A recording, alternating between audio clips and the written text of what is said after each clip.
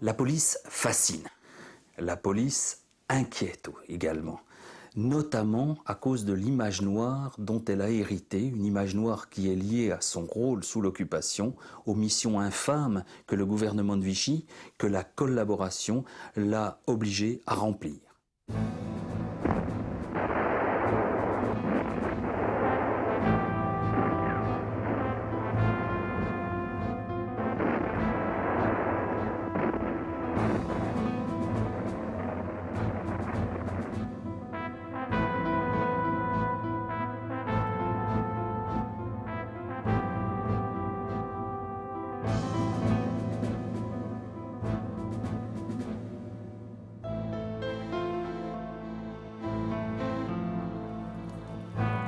L'État français qui naît à Vichy le 10 juillet 1940 de la défaite militaire est un État qui n'a plus comme instrument régalien que la police et la justice, c'est-à-dire les instruments répressifs.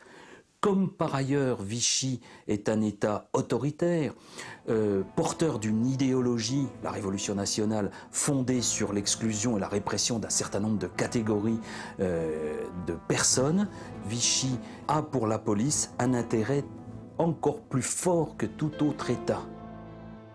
La police dont hérite le régime ne peut en aucun cas satisfaire ses ambitions. D'abord parce que c'est une police qui est essentiellement municipale, donc qui échappe au pouvoir central, et deuxièmement parce que c'est une police qui a été essentiellement sociabilisée par et sous la République, et dont évidemment Vichy peut douter qu'elle opère d'enthousiasme les missions que le régime va lui confier, notamment dans le domaine des lois xénophobes, raciales, anti-républicaines, antidémocratiques.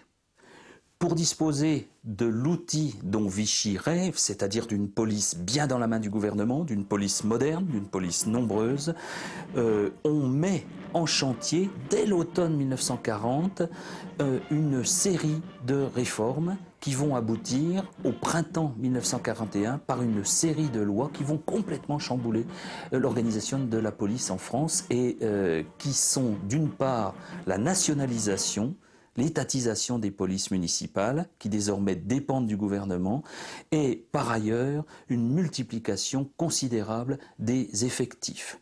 On voit fleurir donc sur tous les murs des villages et des villes de France des affiches appelant des jeunes gens sains, sur le plan politique et sur le plan physique, à entrer, à rejoindre une administration dont on veut faire un corps d'élite.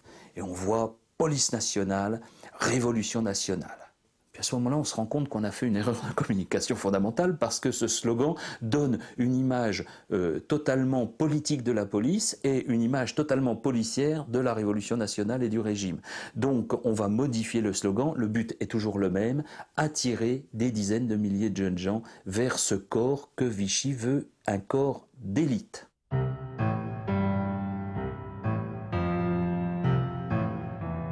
En 1942, nous étions toujours sous les drapeaux et nous ne savions pas quand ça se terminerait. J'étais fiancé et une jeune femme m'attendait pour que nous nous marions. Je pouvais me demander jusqu'où irait sa patience. Et pendant l'été 1942, on nous a proposé une libération conditionnelle, si j'ose dire, en entrant dans la police. Conditionnelle, ça voulait dire que si, c'était provisoire, si nous quittions la police, il fallait réintégrer la caserne. Je n'avais jamais eu la moindre intention d'entrer dans la police. Les rares contacts que j'avais pu avoir avec elle, c'était au cours de manifestations. Et généralement, il y avait entre nous une pèlerine roulée ou un air de bœuf, et je n'avais jamais été du bon côté.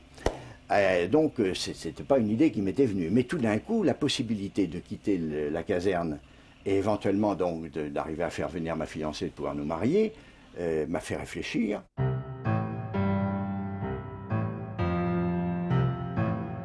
Eh bien écoutez, je suis entré dans la police un peu par accident parce que ça n'était pas spécialement ma vocation, mais je faisais partie des chantiers de jeunesse. J'étais rentré dans les chantiers de jeunesse en 1941 pour être un peu à l'abri.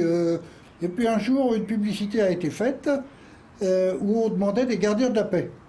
Évidemment, pour ne pas être ramassé et pris pour aller travailler au STO, bon, j'en ai discuté avec mes parents, toute façon, on m'a dit, bon, bah écoute, au moins tu seras à l'abri. Étant gardien de la paix, j'ai donc postulé pour être gardien de la paix. Et puis, j'ai passé un petit concours, bien entendu.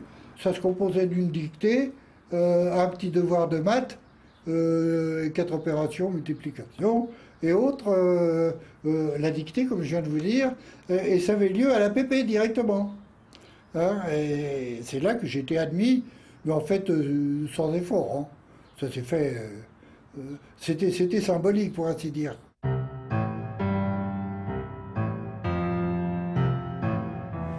Comme nous étions au Front National,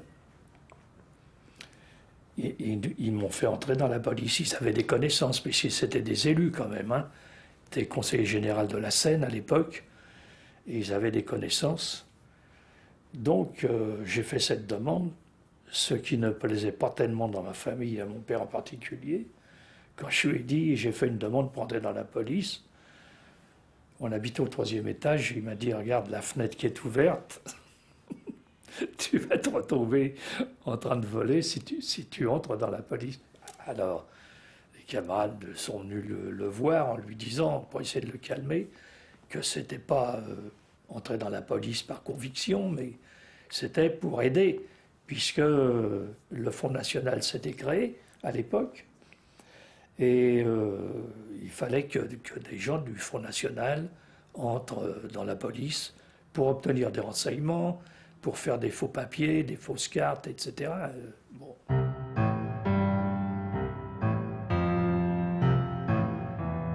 Alors, le premier jour de mon entrée à la préfecture de police se situe le 13 décembre 1942, à la suite d'un examen que j'avais passé, auquel j'avais été reçu, comme commis aux écritures. J'étais auxiliaire.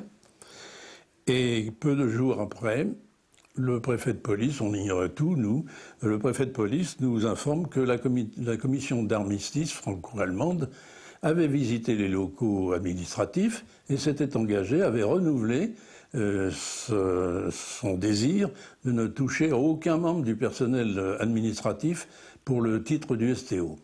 Donc moi j'étais absolument tranquille, jusqu'à à peu près un mois ou un mois et demi après, un de mes chefs de bureau m'appelle en me disant vous êtes un des derniers rentrés, vous partez pour le titre du STO. Moi je dis comment, la commission d'armistice, etc. Alors il était un peu atterré de ma tenue. Il me dit mais vous allez voir du pays, vous allez apprendre la langue. Ça ne m'importe pas, j'ai d'autres projets. Et heureusement j'avais la chance d'avoir un deuxième chef de bureau, M. Forest. Je vais le voir, je lui explique, et j'ai dit, j'ai appris qu'il y avait une liste en formation d'inspecteurs auxiliaires de la PJ, est-ce que vous ne pouvez pas me mettre sur cette liste? Les motivations des candidats qui répondent à cette publicité ne sont pas exactement celles dont rêvait le régime. Si quelques-uns, très peu nombreux, entrent dans la police par idéologie, pour participer à la répression de l'anti-France. Quelques-uns, la même minorité, entrent sur ordre de la résistance pour noyauter, pénétrer un instrument répressif de première importance. Mais l'immense majorité des nouveaux policiers entrent dans la police tout simplement parce qu'ils cherchent un métier dont la stabilité, dont les avantages leur paraissent attractifs, surtout en cette période bien particulière qu'est l'occupation. Je me suis renseigné. Il y avait un concours ouvert pour le recrutement de gardiens de la paix. Je l'ai fait, c'était assez facile. J'ai été reçu second. Le premier était un instituteur qui préférait se mettre à l'abri dans les rangs de la police. Nous avons fait un stage d'1 mois de formation très simple. J'en suis sorti premier et l'instituteur second. Je dis tout ça parce que ça a été très important. Je me suis tout de suite retrouvé dans un bureau. Et ça se passe le 2 novembre 1942. Le 11 novembre, les Allemands arrivent. Ça, c'était pas prévu.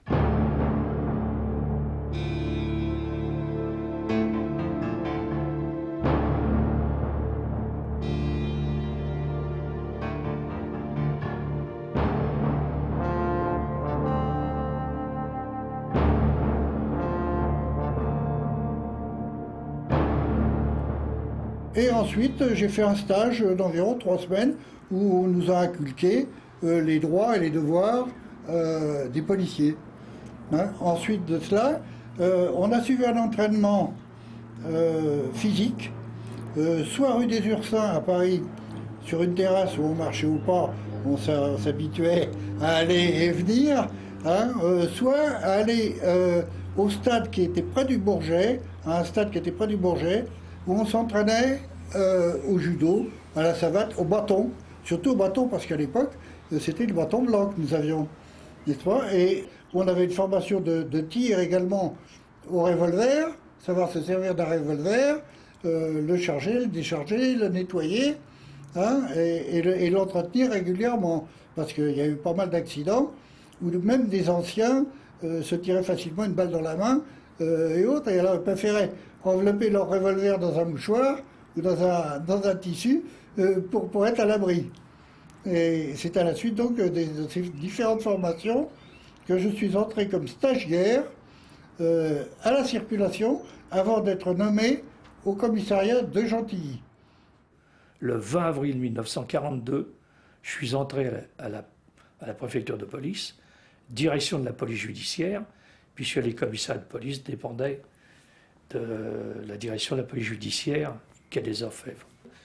Et là, mes camarades, d'une façon que j'ignore, ont réussi, ont réussi à me faire affecter à un commissariat de police, dans un commissariat de police. Et j'avais comme titre « employé aux écritures ». J'étais dans un commissariat de police, rue du Rendez-vous, ça s'appelait le commissariat de police du quartier Bel Air, dans le 12e arrondissement. Très vite, ces jeunes nouveaux policiers vont déchanter. Ils vont découvrir la réalité d'un métier difficile. Ils vont surtout découvrir la réalité des missions que leur confie le régime de Vichy. Ils vont surtout découvrir le poids des exigences d'un occupant qui considère les policiers français comme des supplétifs au service de sa tranquillité et de la répression des ennemis communs. Le 1er avril 1943, nous sommes tous nommés à la direction de la police judiciaire. On ignorait tous qu'au sein de la police judiciaire existait un service racial. On l'ignorait totalement. On nous a, au bureau administratif, on nous a dit « vous êtes affecté à la brigade financière ». Brigade financière, pour commencer, c'était formidable. Et j'ai été reçu, comme individuellement, nous avons été reçus, j'ai été reçu par M. Permilleux qui m'a dit malheureusement, je coiffe 2 services et vous êtes dans le service de répression raciale. Et l'inspecteur principal qui va me recevoir après, Jean Collin, me précise que je vais avoir un chef, que tous les matins le chef passera chercher 3 adresses, au cas où à la première adresse on ne pourrait pas arrêter les juifs, on passerait à la seconde, etc. Il fallait absolument arrêter une famille juive le matin à 6 heures du matin.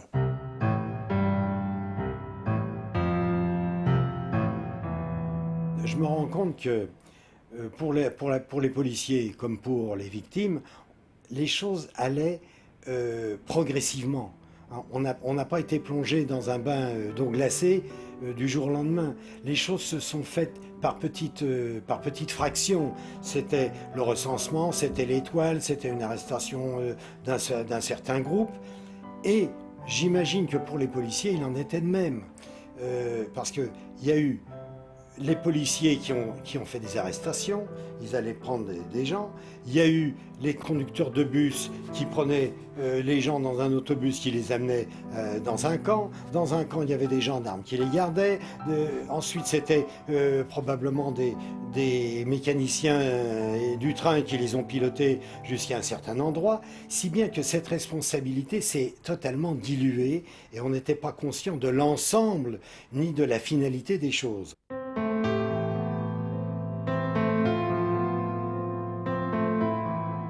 Les uniformes nous faisaient très peur, et pas seulement les uniformes, les inspecteurs avec leurs chapeaux.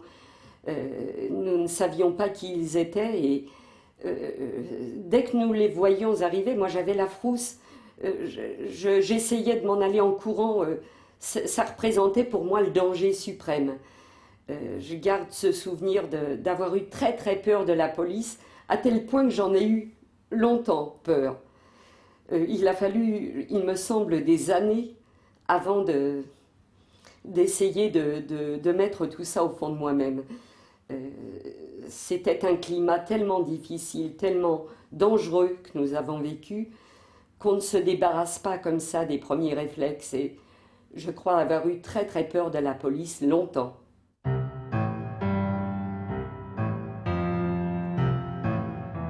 La peur. La peur parce que les policiers français, dans leur uniforme, représentaient la répression vis-à-vis des Juifs, la répression vis-à-vis des militants, des syndicalistes, des républicains espagnols. Donc nous avions la peur de l'uniforme français. Et je me souviens très bien de cette inversion. L'uniforme français représentait quelque chose de très sympathique avant-guerre, et brusquement il est devenu l'uniforme de la persécution et de la répression. À l'automne 1940, cette peur qu'inspireront les policiers français n'est pas encore entrée dans la culture des jeunes militants du Parti communiste, qui vivent, il faut le dire, bercés de l'illusion d'impunité que leur procure le pacte germano-soviétique.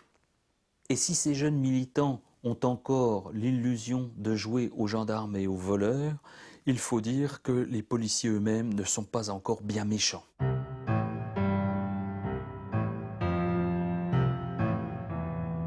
J'ai été arrêté la première fois le 26 novembre 1940 parce que la police était entrée en possession d'une liste d'à peu près toute l'organisation des étudiants communistes. Heureusement pour moi, mon nom y figurait en 2 endroits, mais la police n'a pas su que le deuxième endroit correspondait à ce qu'on appelait un groupe de choc, qui était un groupe qui avait fait des inscriptions à la peinture blanche dans le quartier latin, parce que c'était ça à l'époque, un groupe de choc. Mais tout ça s'est passé tout à fait civilement. On sait que vous êtes des étudiants, etc.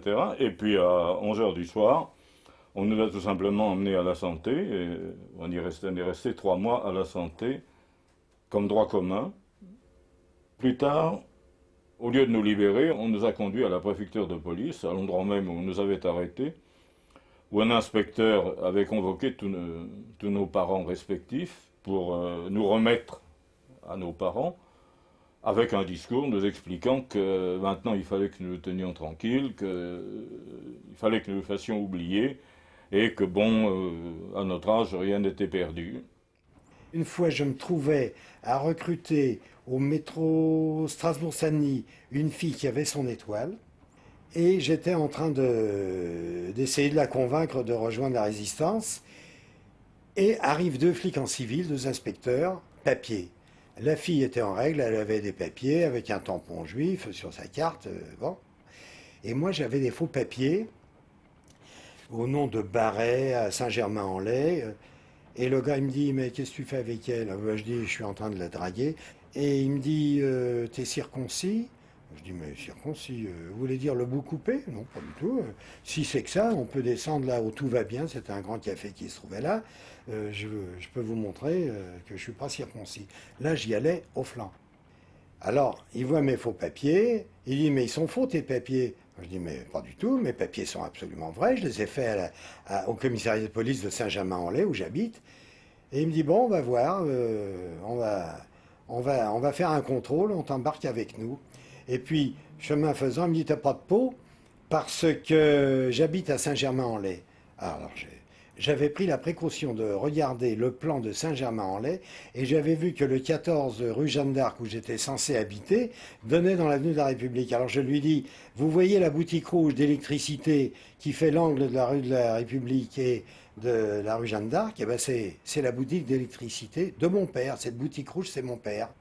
Il m'embarque et arrivé dans le boulevard de Strasbourg, décidément toujours sur le boulevard de Strasbourg, à la hauteur d'un théâtre qui s'appelait, je crois, l'Eldorado ou la Scala, je ne sais plus, l'Eldorado. Les 2 flics me rendent les papiers et me disent, allez, tire-toi, on te repiquera une autre fois. Alors, ils avaient vu que mes papiers étaient faux, puisqu'ils m'avaient dit, mais ils sont faux tes papiers. Alors, est-ce que c'était un effet de leur magnanimité? J'en sais rien. Est-ce que je les avais bluffés? Toujours est-il, c'est que j'ai repris mes papiers et je me suis tiré ce jour-là. La dénonciation disait le père, la mère, les 2 filles sont communistes, à arrêter.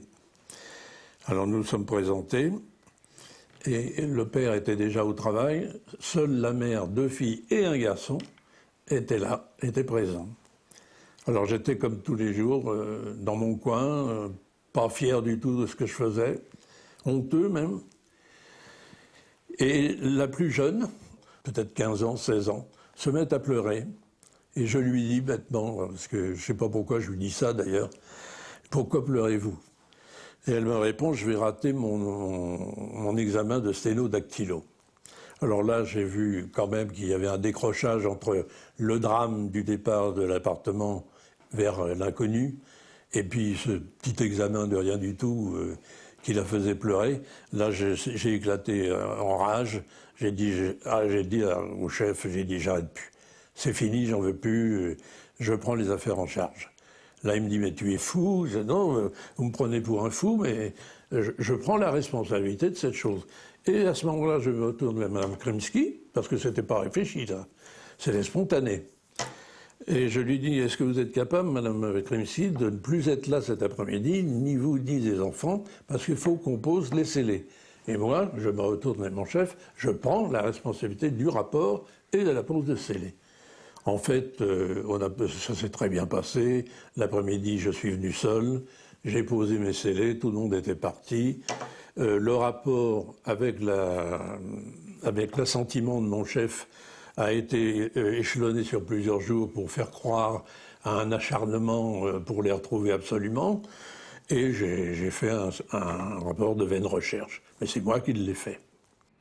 Les discours qu'on nous tenait étaient quand même orientés. Hein. On ne nous disait pas des résistants, on disait des terroristes. Hein. C'est bien deux choses différentes. Or, dans notre mentalité, dans notre esprit de jeune, parce qu'à 22 ans, on est naïf et tout, ben, on n'a pas cherché à comprendre au début. C'est après, vers fin 42, où on a connu vraiment la résistance. Hein. Je me rappelle que de nuit, parce qu'on faisait les 3-8 en fait, matin, l'après-midi, le soir de 11h à 7h du matin, où il ne fallait pas s'asseoir, il fallait rester debout et arpenter l'endroit que nous avons regardé. Et on regardait à ce moment-là le transformateur électrique de Villejuif. Hein. Et là, il y a eu une erreur de manœuvre, ce qui fait que pendant un moment, la place était vide. Et quand on est sorti, il y avait des résistants, ce qu'on appelait les terroristes à l'époque, armés, qui étaient venus pour, évidemment, faire péter le transfo. Bon, alors là, il y a eu un échange de coups de feu. Hein. J'ai ramassé 2 balles dans ma pèlerine, une à droite et une à gauche. Et le brigadier qui a sauté sur le soi-disant terroriste, enfin le résistant, hein, il a pris une balle dans la main, et il a eu la main traversée par une balle. Alors là, évidemment, il s'est écroulé, le gars, oui, tout ça. Et voilà comment l'épisode s'est terminé, et les gars se sont enfuis, parce qu'évidemment, ils n'ont pas pu réaliser leur...